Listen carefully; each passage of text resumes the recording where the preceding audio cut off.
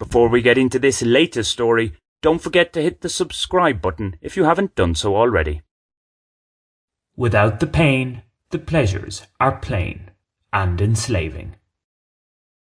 No pain, no gain. The meaning of that proverb needs little explanation, expressed in various guises as it has been throughout the ages. I can't think of any success of note I've had, yes, I've had one or two, that didn't come without some pain in one form or another, save for the odd win in gambling. I must also state here that the pain part in some of my bad romances came after I had savoured the initial success. Thus, I question the belief that 'tis better to have loved and lost than never to have loved at all. I would have happily forgone the pleasure to avoid the resultant pain. A more apt expression in such scenarios is, easy come, easy go. Of course, another way to look at my relationship woes is that I wasn't willing to put up with some constant pain for, perhaps, an overall gain in happiness. It depends on how one views such affairs. This blog has analysed them from an array of angles over the years. One place to start is with everlasting love and work your way back through the hyperlinks. On a broader scale, as any self-help guru keeping it real will tell you, life is suffering. Or, putting it in less depressing words, life is but a sea of melancholy warmed up only sporadically by the odd drop of delight.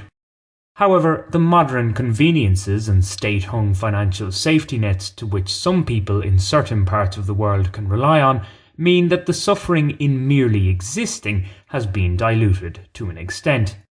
Great that, isn't it? Who wouldn't want less suffering in the world? The issue here is that as a species, like any other, suffering and pain are meant to be part of living. It's a default setting.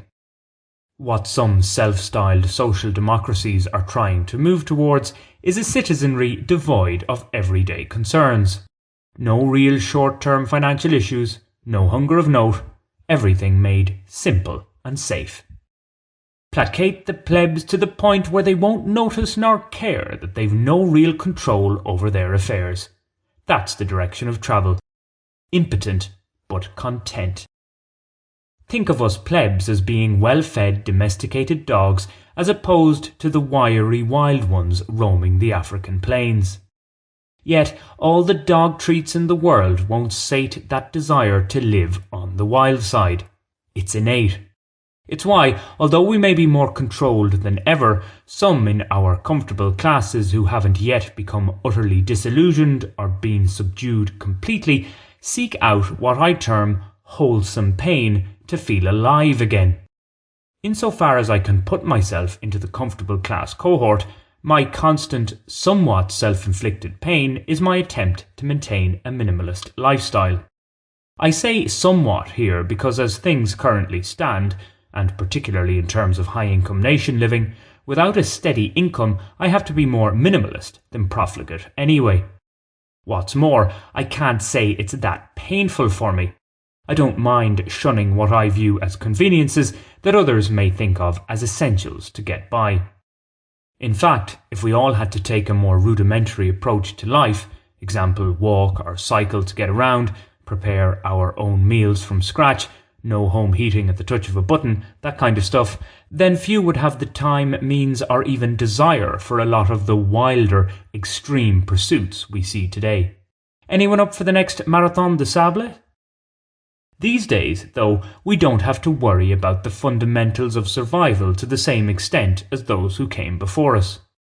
Yes, I sound a bit like Steven Pinker here, but in terms of health and wealth, happiness is much more debatable, the average adult human in this century is in a better position than his counterpart who lived just 3 or 4 generations ago. Hence the search for some pain to make us feel more deserving of the many low-hanging pleasures. Pain to stoke the flames of a fire of life that normally just quietly smoulders away. The more radical climate crisis activists appear to want a universal return to the aforementioned rudimentary way of living. Pain to all mankind. I'm not sure about the non-binaries. The difference between most of them and me is that I try to do what I say. They preach, cause disruption, and in the process anger others whilst doing little good.